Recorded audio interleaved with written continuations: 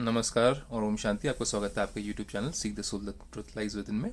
आज का हमारा 327वें दिन का ईश्वरीय वरदान, जहाँ परमपिता परमात्मा हमें योग युक्त होकर के, मतलब मेडिटेशन में रह करके युक्ति युक्त होकर के कर्म करने के लिए कहते हैं। तो आज का जो टाइटल है उसमें देखें बाबा कहते क्या हैं।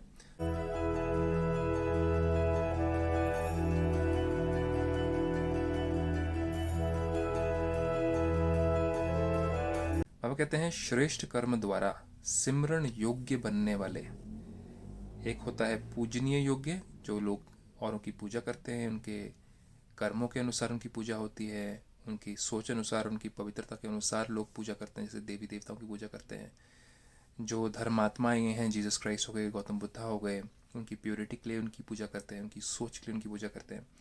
तो यहाँ पर परमात्मा कहते हैं सिमरण योग्य बनने वाले योग युक्त युक्ति युक्त भवा। विस्तार में चलते हैं।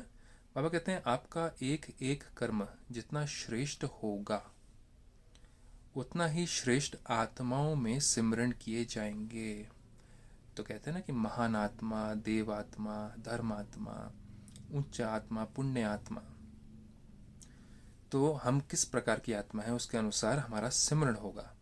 भक्ति में नाम का सिमरण करते हैं, है ना। नामों देवी देवताओं के नाम लेते हैं, है ना, जीसस के नाम लेते हैं, है ना। फिर उसके बाद में आपका गौतम बुद्धा जी का नाम लेते हैं, मोहम्मद जी का नाम लेते हैं।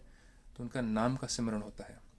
लेकिन यहाँ जो श्रेष्ठ आत्माएं हैं उनके गुणों और कर्मों की मिसाल बनाने के लिए सिमरण करते हैं। तो जो श्रेष्ठ आत्मा है उनकी यादगार रहे, तो उनके जो कर्म हैं, उनकी जो सोच थी, तो उसको सिमरण किया जाता है कि वाह वाह करी जाती, कितना अच्छा कार्य किया, कितना बड़ा कार्य किया, कितना महान कार्य किया, ताकि एक मिसाल बन जाए, एक एग्जाम्पल बन जाए लोगों के सामने।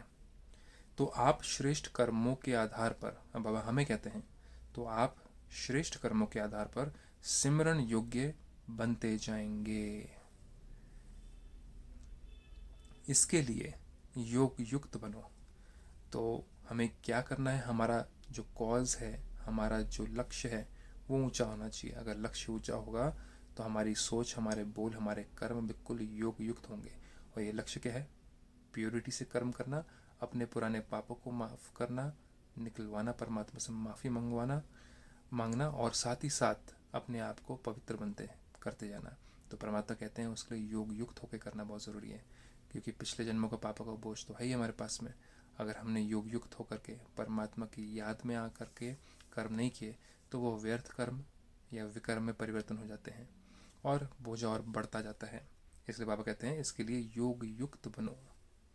योग युक्त बनने से हर संकल्प, शब्द व कर्म युक्ति युक्त अवश्य होगा। तो अगर परमात्मा की याद में होकर के अगर हम कोई सोच, बोल या कर्म करेंगे तो वो युक्ति युक्त होगा। युक्ति मतलब कि हर चीज़ का सॉल्यूशन, हर प्रॉब्लम का उसके अंदर सॉल्यूशन होगा।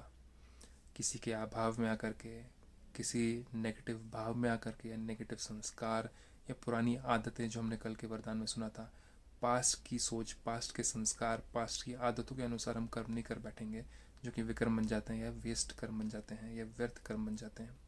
तो वो कैसा होगा? युक्ति युक्त होगा वो कर्म। उनसे अयुक्त कर्म व संकल्प हो ही नहीं सकता।